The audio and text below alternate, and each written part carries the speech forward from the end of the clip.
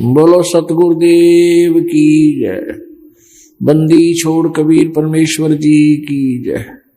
बंदी छोड़ गरीबदास जी महाराज जी की जय। स्वामी रामदेवानंद जी गुरु महाराज जी की जय।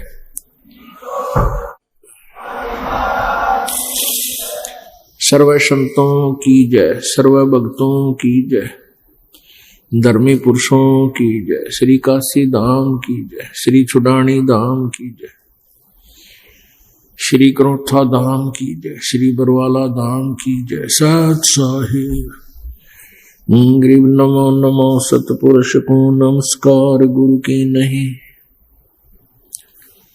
सुर नर मुनि जन साधुओं संतों सर्वदी नहीं। सतगुरु साहिब संत सब डंडो तुम प्रणाम। आगे पीछे मध्य हुए तिनको जा कुर्बान।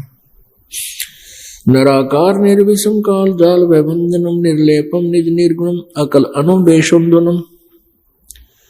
सोहम सुरति समाप्तम सकल समाना निर्तलय उज्ज्वल हिरंबर हरदमम बेपरवा अथाह वार पार नहीं मध्यतम। ग्रीब जो सुमर सिद्ध होई गणनायक गलताना। करो अनुग्रह सोई पारस पद परवाना। आदि गणेश मनाऊं गणनायक देवन देवा। चरण कमल लो लाऊं आदंत करूं सेवा।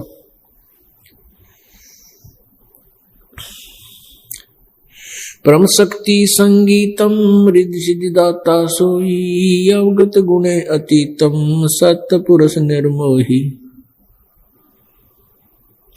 जगदम्बा जगदीशम मंगल रूप मुरारी। तन मन अर्पो शीशम भक्ति मुक्ति भंडारी। सुर नर मुनि जन ध्यावे ब्रह्मा विष्णु महेशा। शेष शेष मुख गावे पूजे आदि गणेशा। इंद्र कुबेर सरीखा वरुण धर्म राय ध्यावे। समर्थ जीवन जी का मन इच्छा फल पावे। 33 कोटि आधारा ध्यावे से 88। उतरे भवजल पारा कट है यम की फांसी। 33 कोटि आधारा ध्यावे से 88। उतरे भवजल पारा कट है यम की फांसी।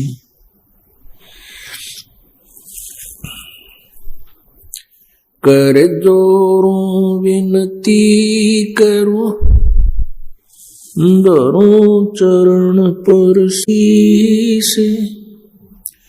गुरु जी राम देवानंद जी महाराज ने दियो नाम बख्शीश।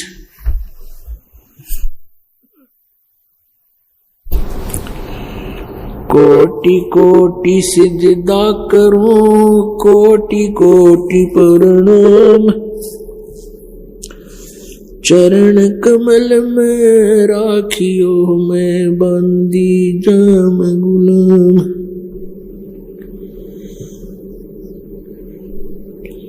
कुत्ता हूँ गुरुदेव का रामपाल दास का नाम। गले प्रेम की जेवड़ी जा खेचो जाम। तो करो तो बावड़ू दूर दूर करो तो जाऊं। जो राखो तो ही रहूं जो देवो सुख। जय इब कै सतगुरु मिले सब दुख आँखों रोए। चरणों ऊपर शीश धरूं कहूं जो कहनी हो। कबीर साईं मिलेंगे पूछेंगे कुशलात। आदि अंत की सब कहूं अपने दिल की बात। गुरु जी तुम ना भूलियो चाहे लाख लोग मिल जाएं। हमसे तुमको बहुत है, तुमसे हमको नहीं। अब गुण किए तो बहुत किए, करत न मनिहारे। बावे बंदा बख्श दियो, बावे गर्दन उतार। अब गुण मेरे बाप जी बख्शो गरीब नवाज। जे मैं पूत कपूत हूँ, बहुर पिता को लाज। मैं अपराधी जन्म का, नख सिख बरे विकार। तुम दाता दुख भंजना, मेरी करो संभार। परम पिता परमात्मा सारी सृष्टि के रचनहार कुल मालिक कबीर परमेश्वर जी अपनी प्यारी आत्माओं को यथार्थ ज्ञान देने के लिए इस काल के लोक में आते हैं। वो हमें आकर बताते हैं कि तुम यहां काल के जाल में फंसे हुए हो, जन्म और मृत्यु के इस दीर्घ रोग से ग्रस्त हो।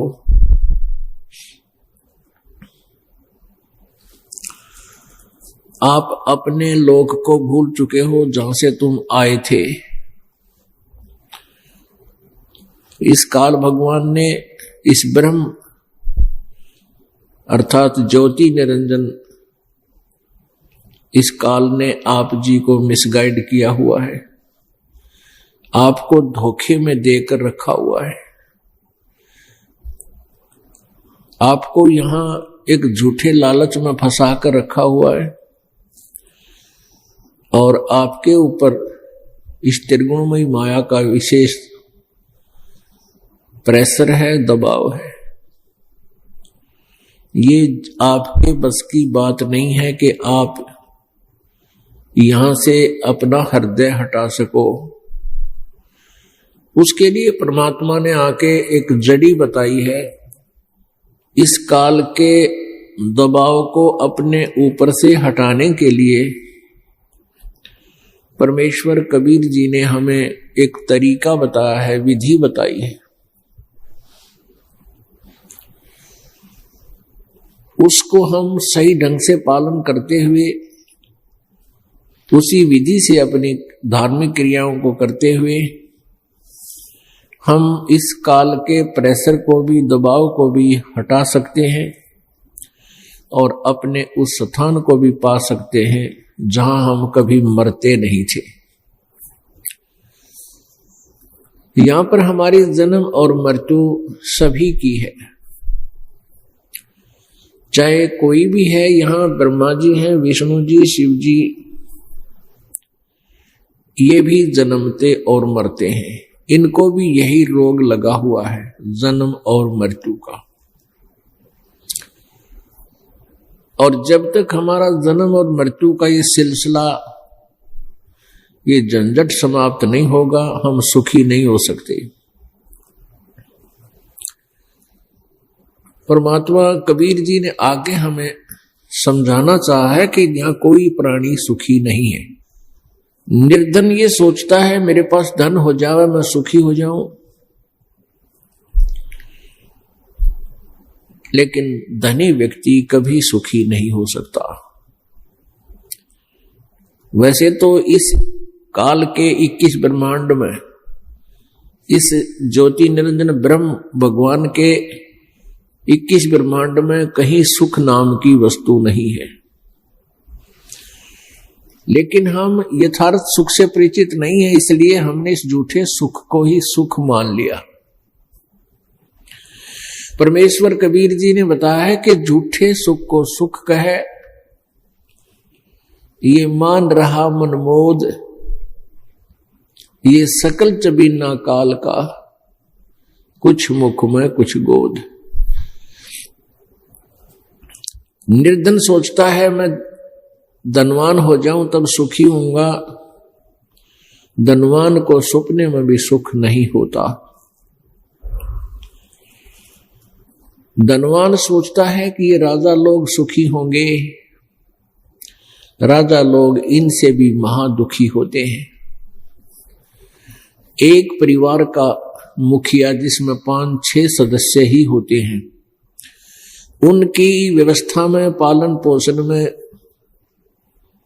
उनके गर्मी सर्दी के कपड़े, ब्याह शादी, इसी व्यवस्था में कितना परेशान रहता है, कितना बिजी रहता है,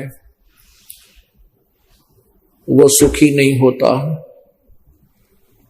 और एक बहुत बड़े अक्षेत्र का मुखिया, राजा जो है प्रजा का पिता होता है, और राजा को स्वाभाविक होता है कि उसकी जनता दुखी ना हो, क्योंकि जनता दुखी होकर के फिर विद्रोह कर देती है। उसकी एक मजबूरी होती है, जनता को सुख खुश रखूं, उसको पूरी सुविधाएं दूं ताकि वह मेरा विरोध ना कर ले। तो इस कारण से राजा सारा दिन रात दुखी रहता है, क्योंकि एक छोटे से परिवार का मुखिया कितना दुखी होता है उनकी व्यवस्था में, और राजा तो फिर बहुत बड़े क्षेत्र का प्रबंधक हो गया। तो यहां परमात्मा कहते हैं, राजा ये सोचता है कि स्वर्ग के देवता ही सुखी होंगे।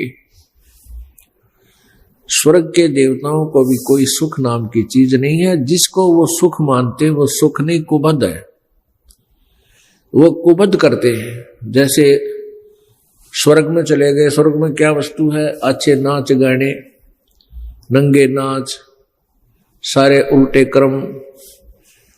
अपनी कमाई तो यहां से पुण्य करके ले गए थे, वहां बैठकर उनको बर्बाद कर लेते हैं, और फिर आकर के पशु योनि में, पक्षी की योनि में यहां फिर कष्ट उठाते हैं।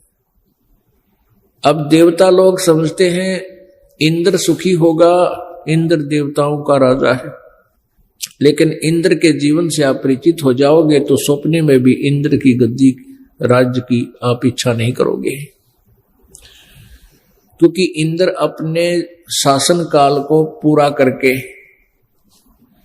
जब मृत्यु को प्राप्त होता है, वो सीधा गधे के शरीर को प्राप्त करता है, गधा बनता है। तो बताओ उसका क्या करेंगे? अब उस स्वर्ग के राज ने भी के चाटेंगे। अपने जो पुण्य थे वो तो राज्य के करके वहां बकवाद करके, क्योंकि राजा भी, इंद्र भी स्वर्ग सुखी नहीं है। इन पुराणों के अंदर देखिएगा, इंद्र के ऊपर, देवताओं के ऊपर राक्षसों ने दावा बोल दिया है, और राजा भी ना, इंद्र भी राज छोड़ कर भाग गया, गद्दी जा छुपा किते गुफाओं में, धक्के खाता इंडिया। यहां सारे मार मार हो रही है। अब इंद्र सोचता है कि ब्रह्मलोक में गए हुए साधक वो ही सुखी होंगे। ब्रह्मलोक एक उच्च क्वालिटी का, उच्च स्तर का रेस्टोरेंट है, वहां और ज्यादा बकवाद है। एक समय मार्कंडे ऋषि तपस्या कर रहा था, तप कर रहा था। इंद्र को एक चिंता लग जाती है, इंद्र को एक इंस्ट्रक्शन दी जाती है स्वर्ग के राजा को कि तेरे शासन काल में यदि किसी ने इंद्र की गद्दी प्राप्त करने योग्य धार्मिक अनुष्ठान कर लिए तो तेरे को बीच से ही गद्दी से वंचित कर दिया जाएगा, राज्य से रहित कर दिया जाएगा। उसके लिए इंद्र क्या करता है कि कोई ऐसी साधना ना कर ले, उसकी साधना को खंड करवाता है। और ये राजनीति इतनी घटिया होती है। राज्य को सुरक्षित रखने के लिए राजा ना जाने कितने घटिया स्तर पर उतर जाता है, ना जाने कितने जुल्म या घटिया स्तर के कर्म भी करने को तैयार हो जाता है। इतनी बुद्धि मलिन हो जाती। इंद्र ये देखता रहता है कि कहीं कोई तेरी गद्दी को प्राप्त करने योग्य तपस्या अनुष्ठान ना कर ले, धार्मिक अनुष्ठान ना कर ले, अगर कोई कर रहा होता है तो उसको खंडित कराता है। स्वर्ग से, अपने लोक से जो उसके अंतर्गत औरतें हैं, अप्सराएं हैं, उनको भेज देता है और वो उनकी तपस्याओं को किसी न किसी कारण से खंड करवाए, नहीं तो वो फिर वहां उनकी पिटाई करता है। पुण्यात्माओं, हमारे साथ कितना जुल्म हो रहा है बिना ज्ञान के। मान ली यहां किसी बहन भाई ने खूब डट कर भक्ति कर ली इस 3 लोक के भगवाना की, उससे कहां गए? स्वर्गलोक में। स्वर्गलोक में फिर ये बंदिश, एक राजा बाकी प्रजा। वो अच्छी आत्माएं वहां देव कहलाती हैं, देवी कहलाती हैं। उन देवियों का फिर वो राजा मिसयूज करता है, स्वयं भी बकवाद करता है और फिर अपने शासन को सुरक्षित रखने के लिए इस तरह उनको दबाव दे करके, प्रेशर से, और भेजता है कि उस व्यक्ति का तू उसके पास जा, गंदा कर्म कर और उसके तप को खंड करवा, नहीं तो तेरे को यहां सजा दूंगा। ऐसे जुल्म। और जहां पर वो देखता है कि अप्सराएं सक्सेस नहीं हो पाएंगी, अपनी पत्नी को भी इस दुष्कर्म के लिए भेज देता है, राज्य को सुरक्षित रखने के लिए। ये राज्य की इतनी गंदी चसक होती है। परमात्मा कहते हैं आपको जब ये ज्ञान होगा, सतगुरु मिले तो इच्छा मेट पद्मल पदे समाना, कोई संत मिलेगा तो यहां से ऐसे ज्ञान दे करके आपकी बुद्धि को हटा करके सतलोक में जोड़ेगा।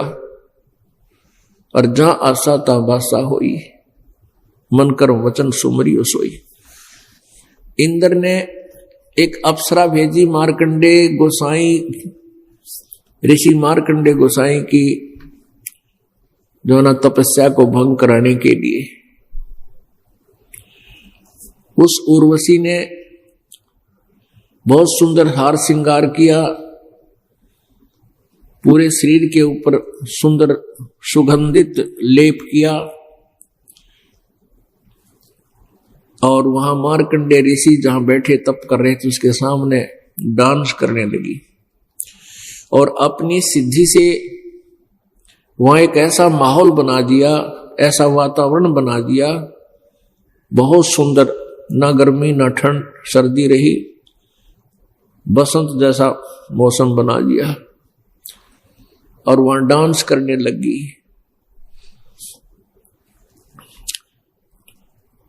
जब मार्कंडे ऋषि ने कोई गतिविधि नहीं की, उसको आकर्षित नहीं हुआ तो निवस्त्र होगी वह बिल्कुल। तो मार्कंडे ऋषि ने कहा कि हे बेटी, हे माई, हे बहन, यहां किस कारण आई, अपना उद्देश्य बता। तब उर्वशी ने शर्मिंदा होकर के कपड़े पहने और कहा कि हे मार्कंडे गोसाई, आपकी समाधि, आपकी ध्यान, आपकी समाधि कौन से लोक में रहती है, मैं नहीं समझ सकी। मेरे इस स्वरूप को देखकर ये बनखंड में जितने भी तपस्वी थे सभी का जो है तप खंड हो गया मेरे देखने मात्र से। और आपने ऐसी कहां समाधि लगा रखी थी? समाधि मीन मेडिटेशन, मेडिटेशन हिंदी में ध्यान कहते हैं, कि आपका ध्यान कहां गया हुआ था? आंखें खुली हुई थी। मार्कंडे ऋषि ने कहा कि आपसे कोई सुंदर हो उसको भेज। और मेरी जहां समाधि थी, समाधि क्या होती है? जैसे एक दूरबीन होती है सूक्ष्मदर्शी, वो दूरबीन की रेंज होती है।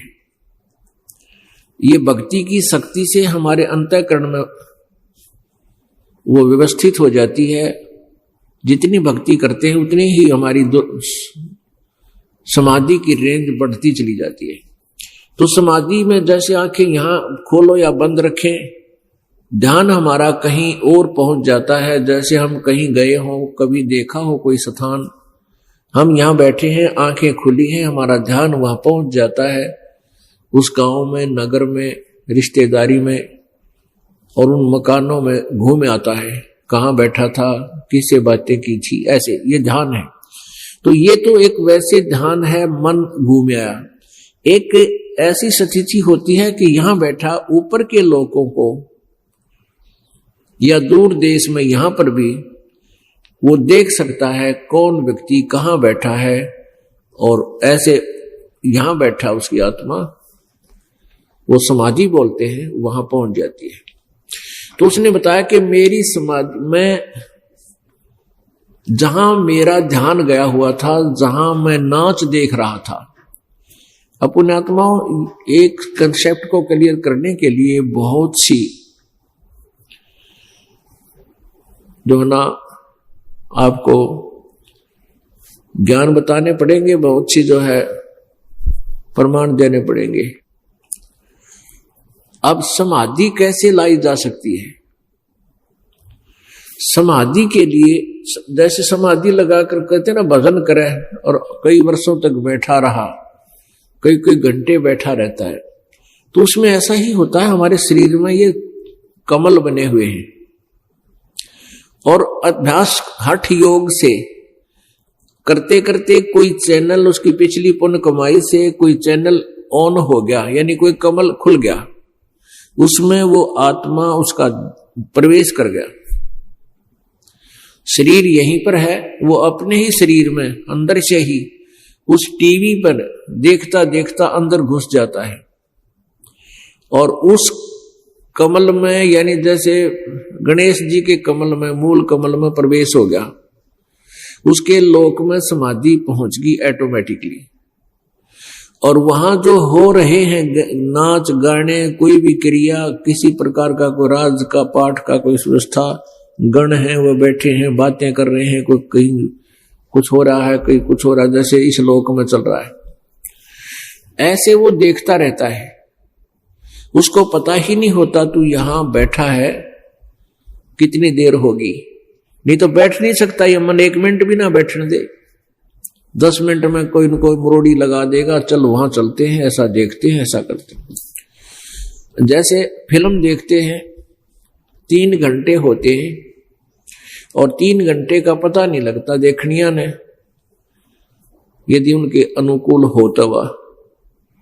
तो इसी प्रकार ये अंदर एक फिल्म देखते रहते हैं और इस कारण से ये काफी वर्षों तक न्यों बैठा करते, और उस बैठे रहने से इनको तप बन जाता है, और कभी याद आ जाता है तो ये मंत्र का जाप भी करते हैं।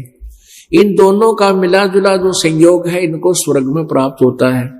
जिसने ज्यादा समाधि मेडिटेशन यानी हठ योग किया, तप किया, तो उसको इंद्र बना दिया जाता है, स्वर्ग का राजा भी बन जाता है।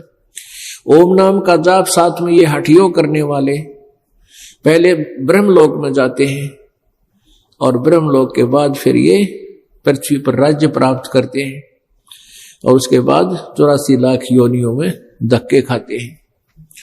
तो मार्कंडेय ऋषि कह रहा कि मेरी समाधि जहां पर थी, अर्थात मैं जहां नाच गाने देख रहा था ब्रह्मलोक में, वहां नाचने वाली अप्सराओं की तेरे जैसी तो वहां 7 नौकरानी थी, 7, उनके पैर धोने वाली। तो मैं तो उनके डांस देख रहा था, और तेरे ते कोई सुंदर और हो उसने भेज। तो वो कहती है कि मैं इंद्र की रानी मैं ही हूं, पटरानी,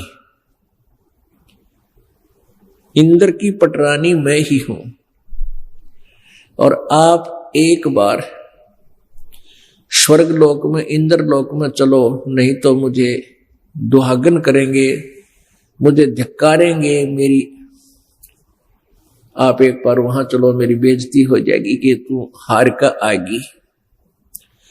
मार्कंडेय ऋषि ने कहा कि इंद्र की मृत्यु होगी तब तू क्या करेगी? उर्वशी ने कहा कि मैं ऐसे ऐसे 14 इंद्रों को वरूंगी। अब पुण्यात्मा इस काल के जाल से परिचित हो अच्छी तरह। वो पुण्यात्मा जो वहां पटरानी बनी है स्वर्ग के राजा की, उस पुण्यात्मा ने कितने साधना की, यहाँ की कितने जबरदस्त साधना की होगी, कितनी लंबी आयु प्राप्त की। कहती है 14 इंद्र वरूंगी मैं और फिर मरूंगी। एक इंद्र का शासनकाल 72 चतुर्युगी 72। ये जो चतुर्युगी किसे कहते हैं? सतयुग, त्रेता, द्वापर, कलयुग, इन चारों युगों का जो पीरियड है इसको चतुर्युगी कहते हैं। ये कितना होता है? 43,20,000 वर्ष। एक चतुर्युग 43,20,000 वर्ष का। और एक इंद्र का शासनकाल 72 चतुर्युग 72। और वो कहती है कि मैं ऐसे ऐसे जो 72 चतुर्युग तक राज करेंगे, फिर ये इंद्र तो मर जाएगा जो वर्तमान में है, ये तो गधे की योनि में जाएगा। उसके बाद दूसरा जिसने तप कर रखा वो रिजर्व है, उसको फिर बैठा दिया जाएगा, वेटिंग लिस्ट में है वो इंद्र का स्वर्ग का राजा इंद्र बन जाएगा, इंद्र की पदवी पावेगा। फिर 72 चौकड़ी युग पूरा करके वो भी मर जाएगा। ऐसे 14 इंद्र मरेंगे, अपना शासनकाल पूरा करेंगे, तब तक मैं प्रत्येक इंद्र के साथ उस स्वर्ग में आनंद लेती रहूंगी, उनकी पत्नी बनी रहूंगी। अब पुण्यात्माओं, परमात्मा ने इस बात का निर्णय दिया है मार्कंडेय ऋषि की कथा के माध्यम से, कि मार्कंडेय ऋषि ने पूछा कि मुझे तू उस स्वर्ग लोक में किस लिए ले जावे थी, इंद्र के लोक में? इंद्र की पटरानी ने कहा कि मैं अपनी इज्जत रखने के लिए, ये नहीं तो मुझे मेरी मजाक करेंगे और कहेंगे तू हार के आगी, मेरी बेइज्जती हो जाएगी। मार्कंडेय ऋषि ने पूछा कि 14 इंद्र करेगी तो वो 14 भी मरेंगे, फिर क्या करेगी? यानी मृत्यु तो तेरी फिर भी होगी। फिर वो कहने लगी जितने इंद्र मैं भोगूंगी वह तो गधे बनेंगे और मैं गधी बनूंगी अपना ये स्वर्ग का समय पूरा करके। तो मार्कंडेय ऋषि बोला फिर गधियां का इज्जत किसी, जब तू खुद कह रही तू अब जिंदा जी गधी, क्योंकि 14 खत्म करेगी और फिर भी इज्जत का ठेका ले रही, देख मन के किसी खोटे काम, और फिर भी इज्जतदार कहलाती है, 14 खत्म करेगी, 14 इंद्र भोगेगी और फिर क्या बनेगी? फिर गधी। आज भी गधी है तू बनने से पहले। इतने में इंद्र आ गया। जो पता लगा कि मार्कंडेय ऋषि टस से मस नहीं हुआ, इंद्र ने आकर कहा कि हे महाराज, हे बंद निवाज, इंद्र की गद्दी प्राप्त करो, तुम जीते हम हारे। मार्कंडेय ऋषि ने कहा कि अरे अरे इंद्र, तू क्या कहता है? ये इंद्र की गद्दी मेरा किससे काम की नहीं, मुझे नहीं चाहिए तेरे इंद्र का राज। और उसको समझाने की चेष्टा की मार्कंडेय ऋषि ने कि इंद्र, अब तुझे मालूम है कि 72 चौकड़ी युग पूरा करके तेरी मृत्यु होगी, तेरा शासन काल पूरा होगा और उसके बाद तू गधा बनेगा। आजा, मैं तुझे एक ऐसा मार्ग बताऊंगा, ऐसी भक्ति दूंगा, तू अमर हो जाएगा, तो फिर तेरी मृत्यु नहीं होगी। अब मार्कंडेय ऋषि ने कहा कि आजा तुझे ब्रह्मलोक की साधना बता दूं। अब मार्कंडेय ऋषि जी को केवल ब्रह्मलोक ही सबसे बड़ा लास्ट दिखा था, लेकिन गीता जी अध्याय नंबर 8 के श्लोक नंबर 16 में कहा है कि ब्रह्मलोक पर्यंत ये सभी लोक पुनरावृत्ति में है। पुनरावृत्ति माने बार बार जन्म मृत्यु होती है। इसको महास्वर्ग भी बोलते हैं, ब्रह्मलोक भी बोलते हैं। ब्रह्मलोक में गए प्राणी भी अपने पुण्यों को समाप्त करके, पुण्यों के अक्षीण होने पर वो फिर इस मृत लोक में आते हैं, नरक में भी जाते हैं, लेकिन उनका पीरियड ज्यादा होता है। ब्रह्मलोक में गए हुए प्राणियों का समय बहुत ज्यादा हो जाता है। वहां पर भी इस बात पर निर्भर करती है कि जिसने अधिक साधना कर रखी है ओम नाम की या गहन किए हैं, तो उसका शासन काल एक ब्रह्मा की मृत्यु तक भी रह जाता है, प्रत्येक का नहीं, विशेष का। तो मार्कंडेय ऋषि ने यही सोच रखा था कि वहां जाने के बाद 36,000 बार उत्पत्ति और प्रलय होती है इस एक ब्रह्मांड की। 36,000 बार तब तक वहां रहा जा सकता है ब्रह्मलोक में, लेकिन मृत्यु फिर भी होगी। तो पुण्यात्माओं, परमेश्वर कबीर जी ने आकर हमें यह ज्ञान दिया है, स्वयं ही आकर हमें यह ज्ञान बताया है कि इस जन्म मृत्यु के रोग से छूटने के लिए आप जी को मेरे द्वारा यानी कबीर परमेश्वर जी द्वारा बताई गई साधना का अनुसरण और उसका पालन करना होगा। फिर तुम्हारी मृत्यु कभी नहीं होगी, सतलोक चले जाओगे। पुण्यात्मा, ब्रह्मा जी की भी मृत्यु होगी, विष्णु जी की भी मृत्यु होगी और शिव जी की भी मृत्यु होगी। इनका पिता है ज्योति निरंजन, की माता है दुर्गा या अष्टांगी प्रकृति देवी, इसकी भी मृत्यु होगी। जो इनका पिता है काल, इसको ब्रह्म बोलते हैं, ब्रह्म जो 21 ब्रह्मांड का स्वामी है, इस ब्रह्म की भी मृत्यु होगी। अब यहां थोड़ा सा कंसेप्ट क्लियर करना पड़ेगा, क्योंकि पवित्र हिंदू धर्म के अनुयायी जो हैं हिंदू, ये ब्रह्मा विष्णु महेश को अजरो अमर मानते हैं दंत कथा के आधार पर, लोक वेद के आधार, जबकि इनकी जीवनी में लिखा है कि इनका जन्म मृत्यु होता है। इसके इनके माता पिता है, ये देखिएगा श्रीमद देवी भागवत पुराण यानी दुर्ग शक्ति पुराण, श्रीमद देवी भागवत सचित्र मोटा टाइप केवल हिंदी, गीता प्रेस गोरखपुर।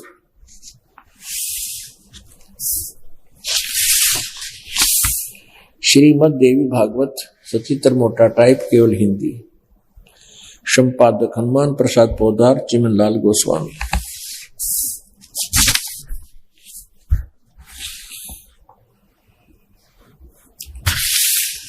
प्रकाशक एवं मुद्रक गीता प्रेस गोरखपुर, गोविंद भवन कार्यालय कोलकाता का संस्थान।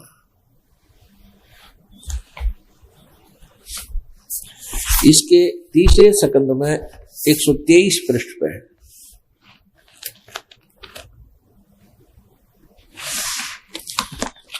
ये है संक्षिप्त देवी भागवत तीसरा स्कंद, पृष्ठ 123 पृष्ठ पे। यहां से शुरू करते हैं। भगवान विष्णु जी अपनी माता दुर्गा की महिमा करता है और कहता तुम शुद्ध स्वरूपा हो, यह सारा संसार तुम्हीं से उद्भासित हो रहा है। मैं ब्रह्मा और शंकर हम सभी तुम्हारी कृपा से विद्यमान हैं।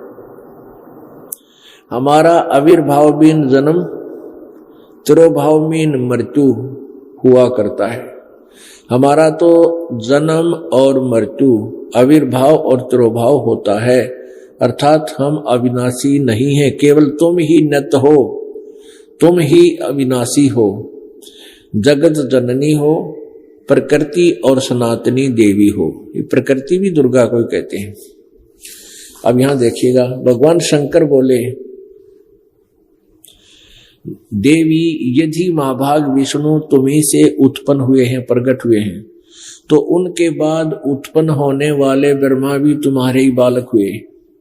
फिर मैं तमोगुणी लीला करने वाला शंकर क्या तुम्हारी संतान नहीं हुआ? अर्थात मुझे भी उत्पन्न करने वाली तुम ही हो। शिवे, संपूर्ण संसार की सृष्टि करने में तुम बड़ी चतुर हो। इस संसार की सृष्टि, स्थिति और संहार में तुम्हारे गुण सदा समर्थ हैं। उन्हीं तीनों गुणों से उत्पन्न हम ब्रह्मा, विष्णु एवं शंकर, यानी रजगुण ब्रह्मा, सतगुण विष्णु, तमगुण शिव जी शंकर नियम अनुसार कार्य में तत्पर रहते हैं। अब इस पवित्र पुराण ने तीसरे स्कंद में 123 पृष्ठ पर यह स्पष्ट कर दिया कि ब्रह्मा, विष्णु, महेश ये तीनों नासवान हैं और दुर्गा इनकी जन्म देने वाली है, इनकी माता है, जननी है। और दूसरा ये कंसेप्ट क्लियर, तीसरा ये हो गया कि रजगुण ब्रह्मा है, सतगुण विष्णु, तमगुण शिव जी। और चौथा कंसेप्ट ये क्लियर हुआ कि ये केवल नियमित काम कर सकते हैं। नियमित, जैसा कर्म आपका है वैसा ही दे सकते हैं, इसमें कोई परिवर्तन नहीं कर सकते। जैसे अभी तक हम सुनते आए हैं कि जैसे कर्म करेगा वैसा फल देगा भगवान। तो ये भगवान तो ब्रह्म तक भी, पर ब्रह्म तक भी एक पूर्ण ब्रह्म न छोड़कर, पार ब्रह्म को छोड़कर जितने भी ये भगवान हैं, ये केवल वर्क डन दे सकते हैं। जैसा किया वैसा ही फल मिलेगा। पुण्य के लिए अलग अकाउंट है, खाता है, और पाप का अलग से, तो दोनों ही भोगने पड़ते हैं। तो ये स्पष्ट कर रहे हैं कि हम तो केवल वही जो सीमित हमारी पावर्स हैं, उस पावर्स के हिसाब से हम सब काम करते हैं। हम किसी में कुछ चेंज नहीं कर सकते, नियमित काम करते हैं। अपने आत्मा, जब तक ये तत्व ज्ञान हमें प्राप्त नहीं हुआ था, इस दास को भी पवित्र हिंदू धर्म में जन्म होने के कारण ब्रह्मा, विष्णु, महेश की वो लोक वेद कहानियां सुना करते थे। इनके कोई माता पिता नहीं, अजरो अमर है, यही सर्वशक्तिमान है, ये स्थिति, संहार और सृष्टि यही करते हैं। अब इनकी जीवनी हम खुद पढ़ने योग्य हुए। आपको भी पढ़ा इस प्रोजेक्टर के माध्यम से, तो अब हम ये डले नहीं ढोएंगे। हम ये भगवान जितनी शक्ति रखते हैं हम इससे परिचित हो गए, ये बुरे नहीं बताए। जैसे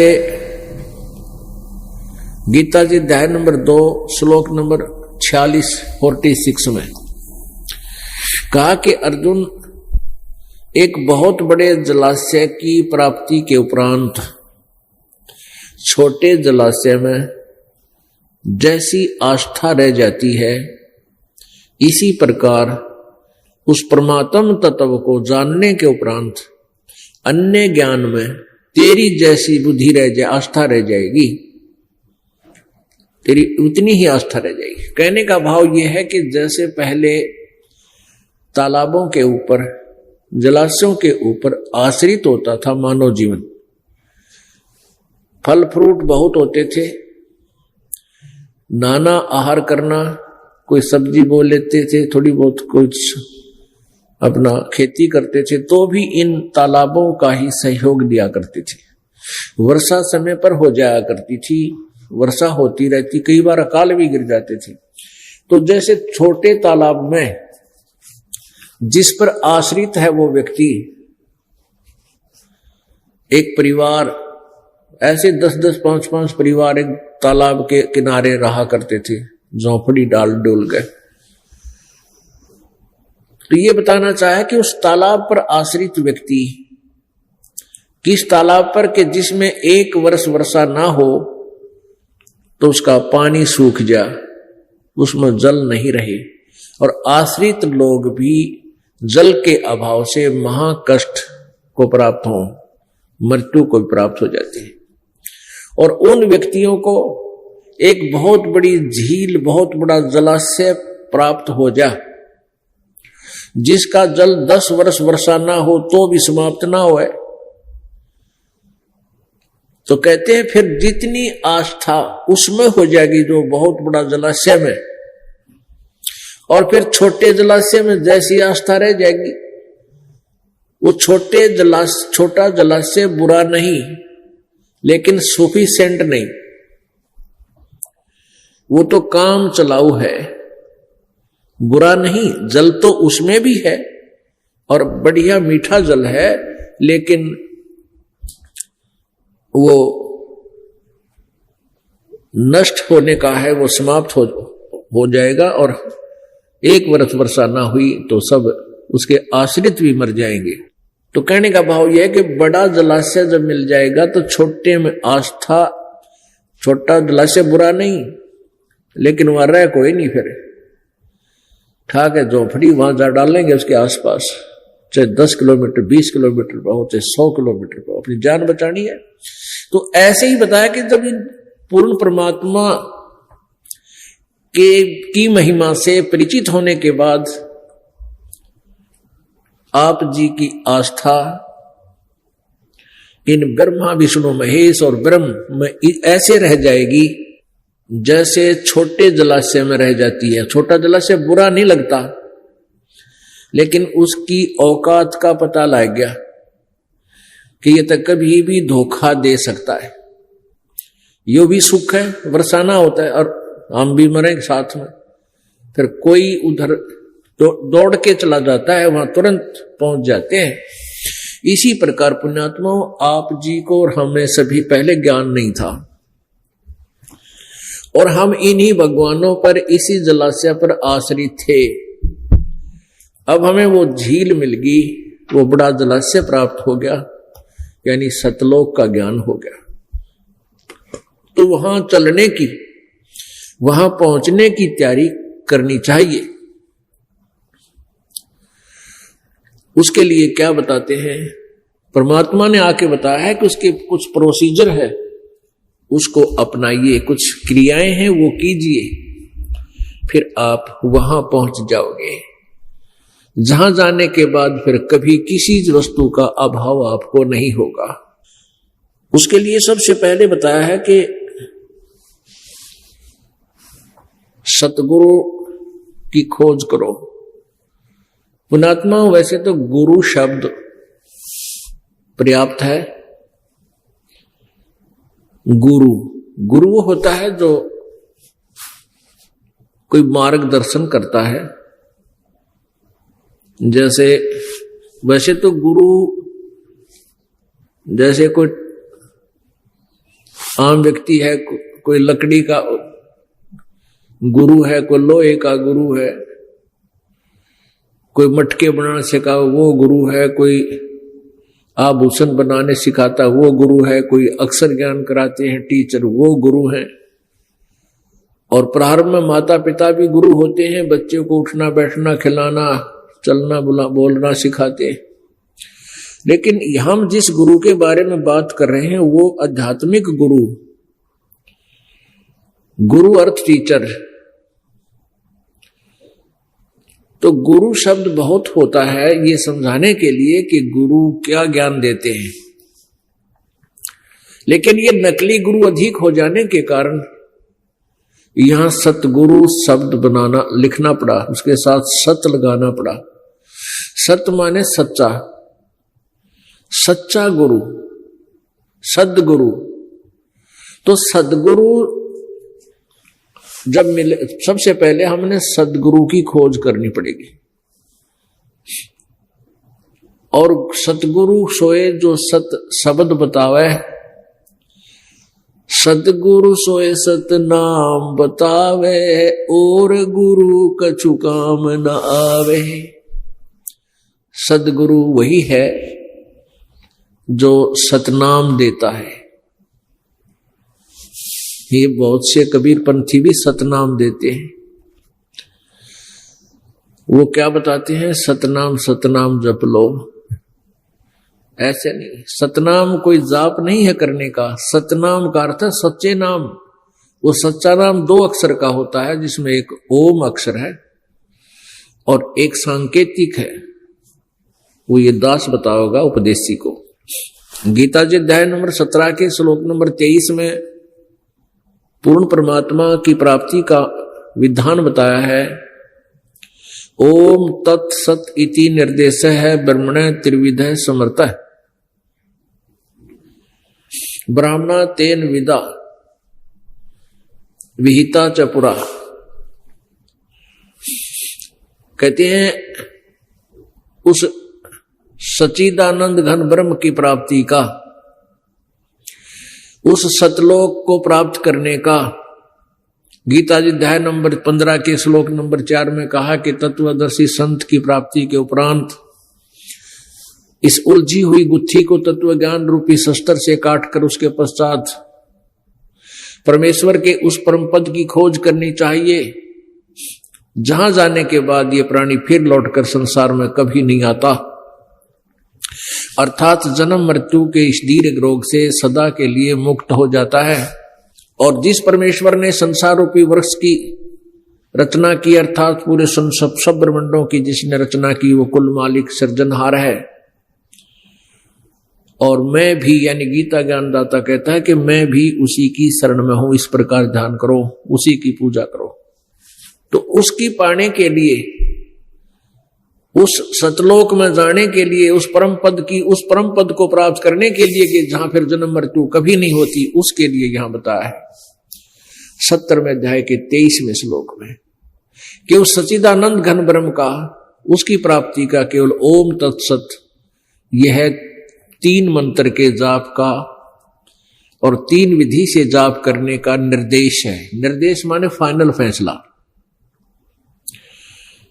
अब जो सदग्रंथ बोलने वाला ब्रह्म कह रहा है कि ये निर्देश है, ये मेरा ऑर्डर है, नथिंग एल्स। तो उसमें ओम तो सीधा ही बोल दिया ब्रह्म का है, और तत् ये सांकेतिक है, ये परब्रह्म का है, अक्षर पुरुष का। और इसमें एक तत्व जो ये गुप्त है, सांकेतिक, ये दास बताएगा। तो उस दोनों के मिल जाने से सतनाम बनता है। तो यहां बताया है। और फिर सत शब्द जिसको सार नाम भी कहते हैं। तो यहां ओम तत् ये 2 मिलकर सतनाम बन जाता है। तत् सांकेतिक है और सत ये सार नाम की तरफ संकेत है। तो ऐसे ये तीनों मंत्रों का जाप 3 ही प्रकार से होता है, ये दास आपको बताएगा। और जिनको प्राप्त हो चुका है उनको भी मालूम है। तो यहां कहते हैं गुरु सोए सतनाम बतावे, और गुरु कोई काम न आवे। अन्य जो गुरु है वो केवल संसार की क्रियाओं को ही हमें समझा पाते हैं, और केवल एक रोजी रोटी तक ही सीमित हम रह जाते हैं। जो गुरु है, सदगुरु वही है जो सच्चा नाम बतावे। और अन्य गुरु जो भक्ति मार्ग के भी जो अन्य गुरु हैं, नकली हैं, झूठे गलत मंत्र देते हैं, गलत ज्ञान रखते हैं, समझाते हैं, तो वो गुरु हमारे काम नहीं आवे। इसलिए सदगुरु शब्द का प्रयोग करना पड़ा, जो सच्चा गुरु। तो परमात्मा पाने के लिए सच्चे गुरु की तलाश करनी चाहिए। पुण्यात्मा,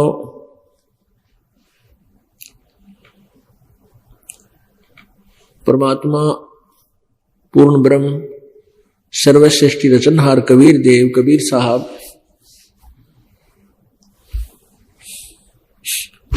ये अपनी प्यारी आत्माओं को यथार्थ ज्ञान कराने के लिए स्वयं ही सतलोक से, अमरलोक से चलकर आते हैं, जहां इनका निज स्थान है। और यहां आकर के उस तत्व ज्ञान को हमें बताते हैं। तो उसमें क्या बताते हैं, एक समय परमात्मा कबीर जी आज से 600 वर्ष पहले, लगभग 600 वर्ष पहले, सन 1398 से सन 1518 तक 120 वर्ष इस धरातल पर एक जनसाधारण की भूमिका करके, एक तत्वदर्शी संत की भूमिका करते हुए और अपने एक तत्वदर्शी संत की भूमिका, एक अच्छे शिष्य में क्या गुण होने चाहिए और एक अच्छे भक्त में कितनी आस्था हो भगवान में और कितना विश्वास हो और कैसी उसकी रहनी हो, कैसे उसका जो है ना दिनचर्या हो, इसका एक प्रैक्टिकल रूप प्रत्येक युग में वो करके जाते हैं। एक जनसाधारण जैसी भूमिका करते हैं, अपने कर कमलों से निर्वाह करके अपना गुजारा करते हुए भक्ति भी करते हुए नजर आते हैं। वो तो परमात्मा होते हैं, लेकिन हमारे लिए उदाहरण देते हैं कि ऐसे साधना करने से तुम पार होगे। तो ऐसी लीला वो करने के लिए आए हुए थे। और एक जुलाहे का कार्य करने से, ताना कपड़ा बुनने के कारण, जुलाहे का कार्य करने के कारण वो जुलाहा कहलाए। वो परमात्मा सहसरीर आए थे, किसी मां से जन्म नहीं लिया था। काशी शहर जिसको बनारस भी बोलते हैं, उस काशी शहर के अंदर एक लहर तारा नामक तालाब है, आज भी विद्यमान है। उसमें तो और ज्यादा वो अपने यथार्थ रूप में था। उसमें कमल के फूल खिले हुए थे। परमात्मा सतलोक से आए, एक शिशु रूप धारण किया और कमल के फूल पर विराजमान हो गए। इनके प्रत्यक्ष दृष्टा एक अष्टानंद नाम के ऋषि हैं और नीरू नीमा नामक एक जुलाहा दंपति उनको उठा ले गया परमात्मा बालक रूप में। वो निसंतान थे और परमात्मा की परवरिश की लीला एक जुलाहे के घर हुई। फिर बड़े होकर के उसी जुलाहे के कार्य को करने लगे, जिस कारण से जुलाहा कहलाए। उनके कोई माता पिता नहीं है। तो जब परमात्मा यहां आए हुए थे, 120 वर्ष तक रहे, बड़े हुए। जब 5 वर्ष की आयु में ही उन्होंने बड़े बड़े विद्वानों के छक्के छुड़ा दिए थे। किसी के पास जवाब नहीं था। परमात्मा प्रश्न किया करते थे, कौन ब्रह्मा का पिता है, कौन विष्णु की मां और शंकर का दादा कौन है, मंडलेश्वर दे बता। जिसके पास भी जाते थे कि हे ब्राह्मण, हे ऋषि, ये प्रश्न उत्तर दो। वो कहा करते थे इनके कोई माता पिता नहीं है, तो अजरो अमर है, सर्वेश्वर है, महेश्वर है और ये सारी सृष्टि की यही करता है, यही सतीची सृष्टि करता, यही सतीची करता, ये संहार करता। लेकिन परमात्मा बताया करते थे, नहीं, आप गलत ज्ञान दे रहे हो, तुम अपने ही सदग्रंथों से परिचित नहीं हो। उस समय परमात्मा की, परमेश्वर कबीर जी की वाणी को किसी ने विश्वास नहीं किया, नहीं समझा। और वही वाणी 600 वर्ष पहले लिखी हुई आज आपके समक्ष और बता रहे हैं। और हमारे सदग्रंथ जिनको हम सच्चे ग्रंथ मानते थे, जैसे पुराण, पवित्र 18 पुराण, पवित्र श्रीमद् भगवत गीता, पवित्र 4 वेद, ये उस परमेश्वर कबीर जी का ही गुणगान करते हैं। और ब्रह्मा विष्णु महेश की यथार्थ जीवनी से वो परिचित करा रहे हैं कि इनका जन्म मृत्यु होता है, दुर्गा इनकी माता है, ज्योति निरंजन इनका पिता, ये काल रूपी भगवान ब्रह्म। तो पुण्यात्माओं, परमात्मा जगह जगह जाकर सत्संग किया करते थे और यही विचार व्यक्त करते थे कि परमात्मा पाने के लिए सबसे पहले गुरु जी की आवश्यकता है। पहले तो ये डिफरेंस बताते थे कि तुम जिन भगवानों का जाप करते हो, भक्ति करते हो, वो केवल तुम्हें वर्क डन ही देते हैं, जैसा तुम करोगे वैसा ही देंगे। इसमें अगर आपके भाग्य में कोई दुख है, उसमें कोई परिवर्तन आपके ब्रह्मा विष्णु महेश नहीं कर सकते। अब कोई प्रश्न करता था कि आप कैसे कह रहे हो, कबीर जी को कहा करते थे परमेश्वर को कि तुम ये कैसे बात कह रहे हो कि ब्रह्मा विष्णु महेश कुछ नहीं कर सकते। राजा मोर ध्वज के पुत्र तामर ध्वज को आरे से चिरवा कर जीवित कर दिया था।